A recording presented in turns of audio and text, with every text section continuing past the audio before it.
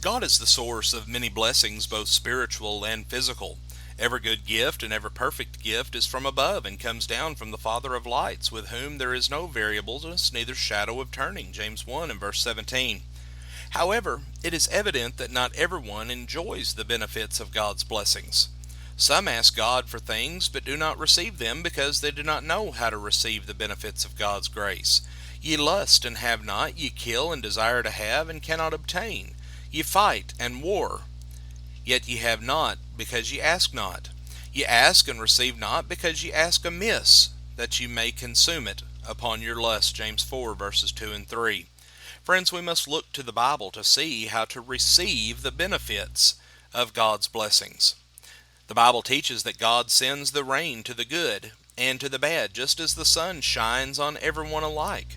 However, who receives the benefits of this rain and this sunshine? I want you to consider two farmers. One farmer sits on his porch and never plants seeds in his field. The other farmer toils long and prepares his field. The rain falls and the sun shines on each field. But which of these two farmers receives the benefits of God's blessings? Well, clearly the farmer that prepared himself to receive God's blessings enjoyed a bountiful harvest, whereas the farmer who did nothing received nothing, despite an equal amount of rain and sunshine. From this we learn that we must prepare ourselves to receive God's blessings if we intend to be benefited by them. And this simple principle will help to guide us in the proper understanding of all of God's blessings, including the blessing of His wonderful grace. The Lord taught us to pray for our daily bread in Matthew 6 and verse 11.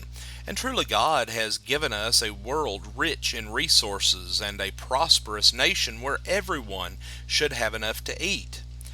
But how do we enjoy the benefit of the food God has provided in this world? Should we set out a plate and wait for food to just magically appear upon it? Well, no. Paul commanded the church that if any would not work, neither should he eat, 2 Thessalonians 3 and verse 10. He also told the Christians to obtain what they needed by honest work. Let him that stole steal no more, but rather let him labor, working with his hands the thing which is good, that he may have to give to them that has needs, Ephesians 4 and verse 28.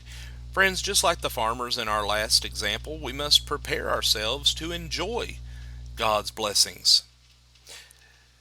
There will come times as well when we need to seek advice from others, where we need wisdom.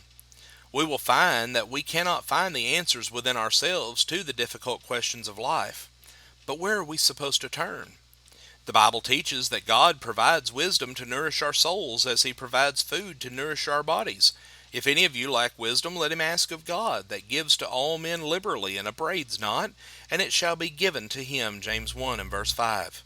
Friends, God offers wisdom to all men, but who will receive the benefit of this blessing? James tells the man asking for wisdom to first ask in faith. But let him ask in faith, nothing wavering, for he that wavers is like a wave of the sea, driven with the wind and tossed. For let not that man think that he shall receive anything of the Lord. James 1 verses 6 and 7. Friends, James clearly teaches us that not everyone who asks will receive the benefit of God's blessing. We must ask for such blessings in a faith that is rooted in the Word of God. So then faith cometh by hearing, and hearing by what? By the Word of God. Romans 10 and verse 17. The Bible teaches that we will not find wisdom without turning to the Bible itself. The wise men are ashamed, and they are dismayed and taken. Lo, they have rejected the word of the Lord, and what wisdom is in them. Jeremiah 8 and verse 9. Furthermore, to be wise, one must have a reverent attitude toward God. The fear of the Lord is the beginning of knowledge, but fools despise wisdom and instruction. Proverbs 1 and verse 7. James tells us that there is wisdom that does not come from God, but that wisdom is not the kind that will solve our problems. This wisdom descends not from above, but is earthly, sensual, and devilish. For where envying and strife is, there is confusion and every evil work. But the wisdom that is from above is pure, then peaceable, gentle, and easy to be entreated, full of mercy and good fruits, without partiality and without hypocrisy. James 3, verses 15 through 17. Friends, we need to realize that just as the farmer has to toil in the sun to enjoy the harvest that God offers, So we must diligently study the Word of God to enjoy the wisdom that God offers to all. Thus, Paul told Timothy, "Study to show thyself approved unto God, a workman that needeth not to be ashamed, rightly dividing the word of truth." 2 Timothy 2 and verse 15. Friends, we thank you for joining us for our program today, and have a blessed day.